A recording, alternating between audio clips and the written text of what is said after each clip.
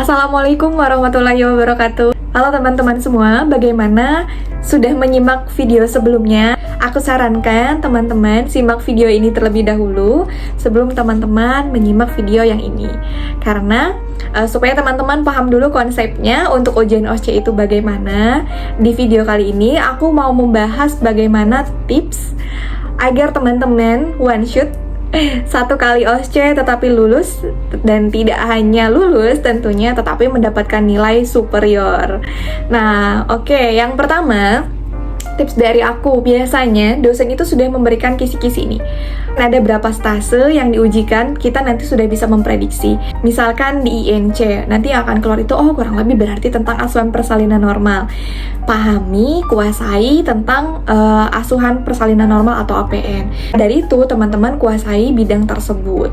Nah, tentunya setelah dikuasai, otomatis teman-teman sudah memiliki persiapan yang cukup, sudah jauh lebih pede. Tentunya ketika kita sudah mempunyai persiapan dan tidak memiliki persiapan, itu pada saat hari H itu akan sangat mempengaruhi. Kita akan pede karena ya udah sih, soalnya aku kan udah persiapan dari jauh-jauh hari. Tapi beda halnya dengan teman-teman yang kurang persiapan. Terlebih ujian OSCE itu kalau menurut aku sedikit menegangkan. Kalau kita kurang persiapan itu akan mengganggu konsentrasi. Jadi aku tekankan sekali lagi, miliki persiapan yang cukup. Kemudian untuk yang kedua, itu tidak boleh grogi atau nervous, karena itu akan sangat mengganggu dan merugikan sekali teman-teman. Ketika teman-teman sudah dari stase 1, pasti kan ada perasaan, aduh tadi aku nggak ngelakuin ini nih, aduh tadi seharusnya itu tidak boleh aku lakukan. Nah, itu jangan dibawa-bawa ke stase selanjutnya. Pasti aku sampaikan dalam pelaksanaan OSCE ini, teman-teman harus tenang. Dengan tenang itu sangat efektif sekali. Kalau misalkan teman-teman sudah gagal fokus di awal, itu dari stase 1 sampai akhir biasanya akan terus terbawa. Karena misalkan gongnya itu di stase 1, teman-teman di stase 1-nya itu merasa banyak gagal dan tadi terus terbawa-bawa, terdistract, otomatis sampai akhir teman-teman akan terganggu terus gitu. Memasuki stase selanjutnya, fokuslah apa yang ada di hadapan teman-teman. Yang sudah berlalu dilupakan saja, karena akan mendistract kita, akan mengganggu fokusnya kita, akan membuat teman-teman lupa apa yang harus dikerjakan.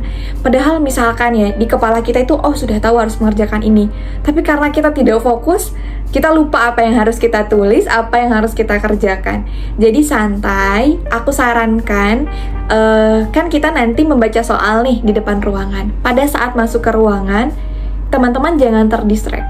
Teman-teman ambil napas dulu, atur nafas, kuasai lingkungan sekitar di ruangan, maksudnya tata letaknya. Oh, nanti kalau untuk kita mau melakukan pemeriksaan, itu di sebelah sana, dosen pengujinya sebelah sini, pasiennya itu. Nah, kalau teman-teman pada saat masuk udah langsung terburu-buru, terus teman-teman mau melakukan tindakan, nanti aduh apa ya, ini sebelah mana ya.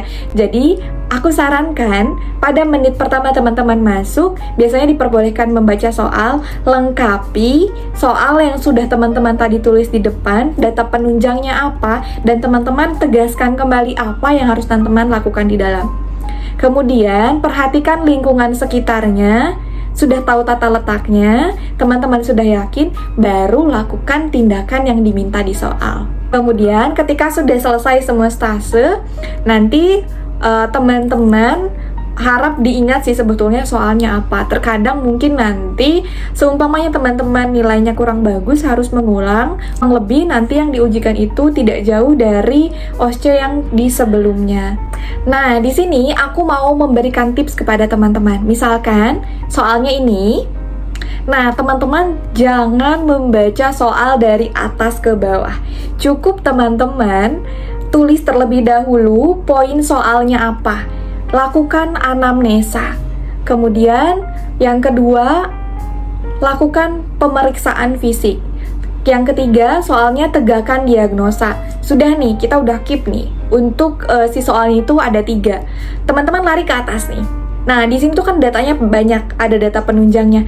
Masukkan data penunjang ini ke bagian 3 soal yang tadi. Yang ini masuk ke anamnesa, oh berarti nanti yang kurang aku harus tanya ini. Udah langsung terfokusnya.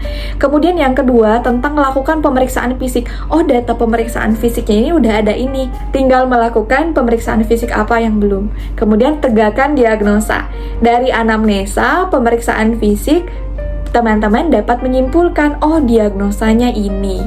Jadi, menurut aku itu sangat cukup efektif sekali karena dalam waktu 1 menit kita sudah mampu menganalisa, kemudian dapat membaca soal sampai selesai dan sudah terkonsep di pikiran kita nanti di dalam apa yang akan dilakukan.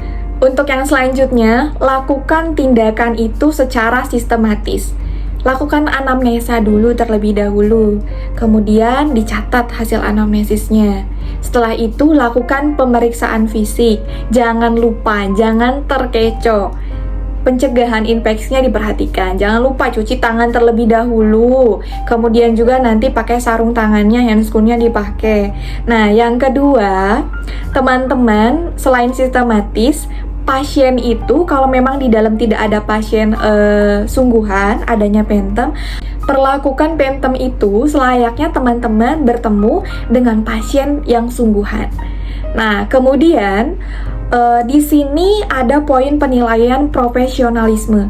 Profesionalisme itu di mana sikap kita sebagai bidan, misalkan dari anamnesa, pemeriksaan fisik, selayaknya profesional kita seorang bidan terhadap pasien itu seperti apa. Tidak serta-merta kita sedang ujian, jadi kita anggap itu bukan pasien. Sikap profesionalisme bidannya itu tidak ada, dan biasanya itu mempunyai nilai poin tersendiri. Nah, yang selanjutnya, ini yang paling terpenting. OSCE itu tidak bernyanyi. Maksudnya bernyanyi bukan bernyanyi bersenandung, tetapi bernyanyi ini misalnya melakukan pemeriksaan fisik. Pertama-tama meminta izin terlebih dahulu kepada pasien, kemudian melakukan Leopold 1 hasilnya ini, Leopold 2. Tidak boleh seperti itu, karena ini merupakan ujian yang sebetulnya. Jadi teman-teman jangan dilakukan mendikte atau menyanyi seperti tadi. Lakukan selayaknya teman-teman terhadap pasien. Contohnya, Ibu, mohon maaf, di sini saya akan melakukan pemeriksaan di bagian perut Ibu. Saya izin terlebih dahulu ya. Selanjutnya, kemudian kita lakukan pemeriksaan. Mohon maaf ya Bu, agak kurang nyaman sedikit. Kemudian sudah selesai, kita tutup kembali. Nah, itu salah satu penilaian profesionalismenya. Sudah selesai, kemudian Ibu pemeriksaannya sudah selesai dilakukan. Untuk selanjutnya, Ibu boleh duduk kembali di kursi. Nanti akan saya jelaskan ya Bu hasil pemeriksaannya. Misalkan, jadi memang betul-betul sikap yang kita tunjukkan itu adalah sikap sesungguhnya kita ketika kita bertemu dengan pasien.